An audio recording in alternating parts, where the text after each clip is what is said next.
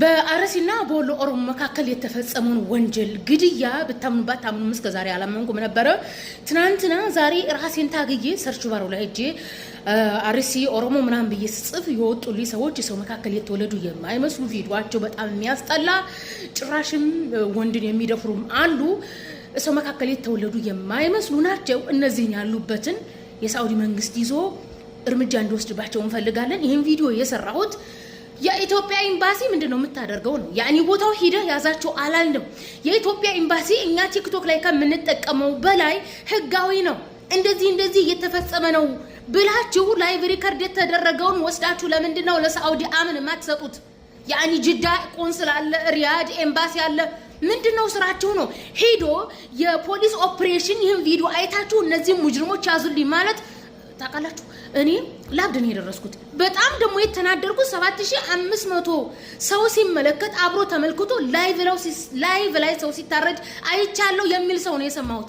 ሸራት አድርጉም። ሳኡዲ ላይ የምታውቁት ሰው የለም። ሳኡዲ ላይ የምታውቁት ፖሊስ የለም። ሳኡዲ ያላችሁ እንዴት ነው ፖሊስ ስቴሽን ሄዳችሁ ይሄንን በኦፕሬሽን ይውልን ሰው ለሞተው ልጅ እንኳን ለታረደው ልጅ እንኳን ባደርሱ ሙጅሪሞቹ እንዲያዙ እንኳን አታግዙም እንዴ? እኔ አረ ጌታ ሆይ ላይቡን አይቼዋለሁ የሚል ሰው ነው የሰማሁት። ያኔ እንዴት አስችሏችሁ አያችሁ? እኔማ አልহামዱሊላህ እኔ አላህ ይወደኛል። ያንን ላይ ባላየሁም አሁንም የቆራረጡትን ቪዲዮ ላለማየት እየሞከርኩ ነው። ያኔ ነገሩን አመንኩኝ እንጂ እንታረደ ቪዲዮን አላየም። እኔ መቼም አላየም አልፈልግም። ኦኬ ካያችሁ እንዴት ነው ለፖሊስ ለሽርጣ ሸር ማታደርጉት ነው? ዲፌንስ ሪፖርት እንኳን አይደረግም እንዴ? አሁንም እላለሁኝ የሳኡዲ የፖሊስ ኦፕሬሽኖች በጣም ጠንካራ ቴክኖሎጂ ነው ያላቸው። ላይቭ ሪከርዱን አይተው ሎኬሽን ማየት ይችላሉ። አሁንም የጅዳ ኤምባሲ የሪያድ ኤምባሲ ሂዳችሁ የምታውቁት ፖሊስ ያለ አስረድታችሁ እነዚህ ሰዎች ይያዙ። እኔ በአረበኛ ቪዲዮ ሰራለሁ ኢንሻአላህ። እንደው እናንተንም ሰብስቦ እርምጃ ቢወሰድባችሁ ጥሩ ነው። ትናንትና ለሳውዲ ፖሊስ ኦፕሬሽን እንዲደርስ በአረበኛ የሰራሁት ቪዲዮ ስር የተኮመተ ኮሜንት ነው። ጉር ተመልከቱ ምን እንደምትል። አሁን ይሄ ምን ማለት ነው?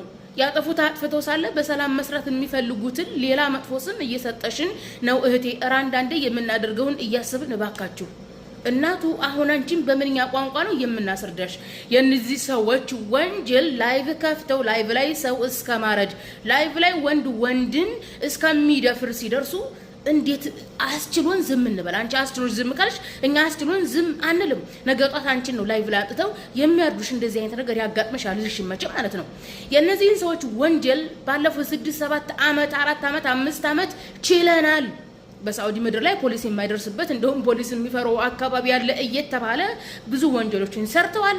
አብይ እንደውም የሽግግር መንግስት ወደ ስልጣን ከመጣ ጀምሮ ኦሮሞ መንግስት ሆነ ኦሮሞ ንጉስ ሆነ እያሉ የተለያዩ ብሔሮችን ይዘው ደብድበው ብር ጠይቀው ተከፍሏል። እዚህ ቲክቶክ ላይ ገንዘብ ተዋተው አስተውሳለሁ ካልተሳሰኩኝ ነሳራ ሀበሻ ቤት የተለያዩ ሰዎች ቤት የተለያዩ በአውሮፓና በአሜሪካ የሚኖሩ ብር ሰብስበው ከፍለው የተለያዩ የአማራ ክልል ልጆችን አስለቅቀዋል ከዚህ ቦታ ማለት ነው። እነዚህን ወንጀለኞች የሚያዝዝ የሚናገር ጠፍቶ የወንጀላቸው ድፍረት ምን ደረሰ? ላይቭ ከፍቶ ሰውን ማረድ፣ ላይቭ ከፍቶ ወንድን መድፈር ደረሰ። ከዚህ በላይ ወንጀል ምንድነው የምታገሰው? የሰራሁት ቪዲዮ ላይ እኮ እኔ ለራሴ ሪስክ አለው።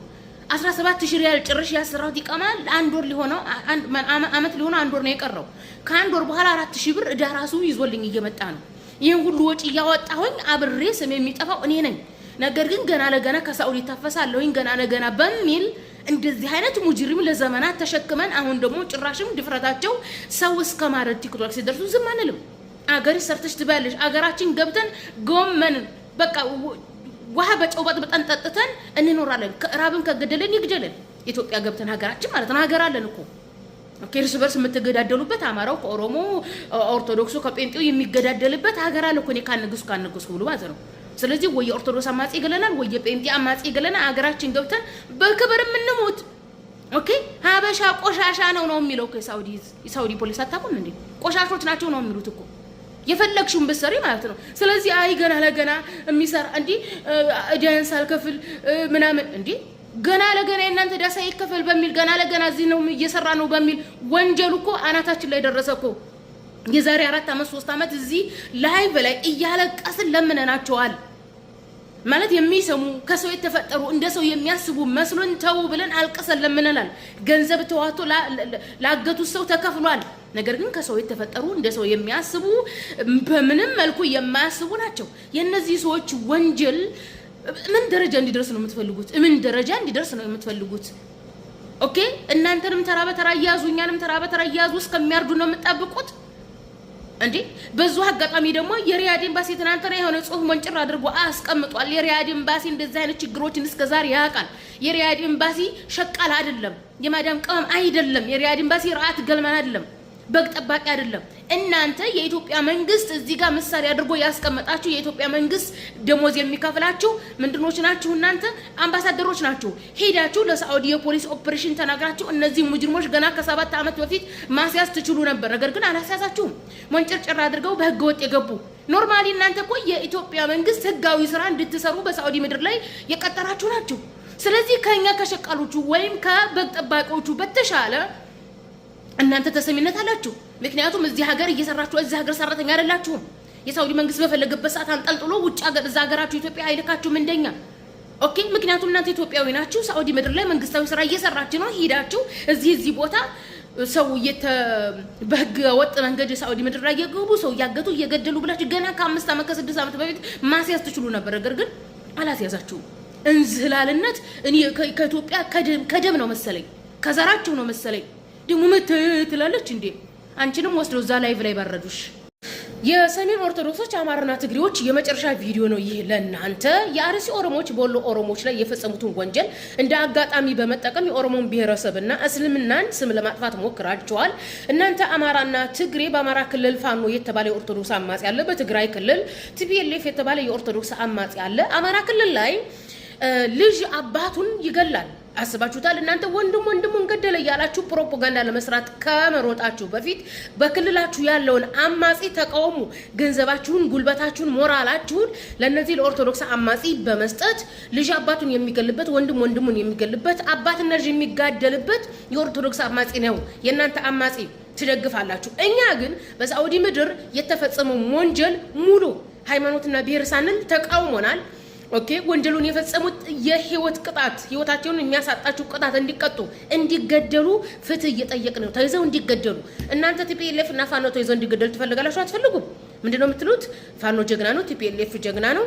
ኦኬ ኢትዮጵያን ኦሮሞ አይመራትም። እንደውም ጭራሽ አብይ ጴንጤ ሆኖ ሳለ አይ እስላም ነው እያላችሁ እስላም አይገዛንም እያላችሁ ኦኬ የማህበረሰቡን ህልውና ያጨለማችሁ ንጹሃንን የምትገሉ ገንዘብ የምትዘርፉ ናችሁ። በመጀመሪያ አጋጣሚ ተጠቅማችሁ ጣት ከመቀሰራችሁ በፊት በክልላችሁ በአካባቢያችሁ ያለውን አማጺ ከልክሉ፣ ተቃውሙ። ኦኬ ለአማጺ ገንዘብ እየሰጣችሁ ለአማጺ የጦር መሳሪያ እየሰጣችሁ ራሳችሁ ጦር መሳሪያ እየተሸከማችሁ ህዝብን እየጨረሳችሁ መጣችሁ። ጥቂት የአርሲና ጥቂት የወሎ ማፊያ ቡድን ለፈጸመው መላውን የኦሮሞ ብሔረሰብ ወይም እስልምናን መተቸት ሞራላችሁ ይሄ ታሪካችሁ ነው። በውሸት የተገነባው ታሪካችሁ፣ በስማጥፊነት የተገነባው ታሪካችሁ፣ ፍትህን መፍረድ የማትችሉት ያ ፍርደ ገምድል የሆነ ታሪካችሁ ከጭንቅላታችሁ አልወጣም። በመጀመሪያ እናንተ ራሳችሁን ለራሳችሁ ፍትህን ስጡት። ለራሳችሁ ፍትህ አግኙ በመጀመሪያ ማለት ነው። ሐሰተኞችና ደካሞች ሁልጊዜ ባገኙት ነገር እንደተደበቁ ነው። የጭቃ ውስጥ ሾክ ማለት ነው። በኩራት የሚናገሩት እውነት ስለሌላቸው ያገኙት ነገር ውስጥ ይደበቃሉ። የሰሞኑን የአርሲና የወሎ ልጆች ግጭት ወስደው ወደ ሃይማኖት ያላከኩ ነበር። በጣም የገረመኝ ደግሞ የፕሮቴስታንት አማጺ የሆነው ኦነግ ሸኔ በአርሲ ላይ የወሰደውን እርምጃ አምጥተው እዚህ ጋር አስተሳስረውታል። በአርሲ ከፈረንጆቹ 2018 ጀምሮ የነበረው አማጺዎቹ እርምጃ ሲወስዱ የነበረው ከኦነግ ሸኔ ጋር የተያያዘ ከፕሮቴስታንት አማጺው ጋር ከነጃልመሮ ጋር የተያያዘ እንጂ እናንተ በምትቀጥፉት ልክ አይደለም።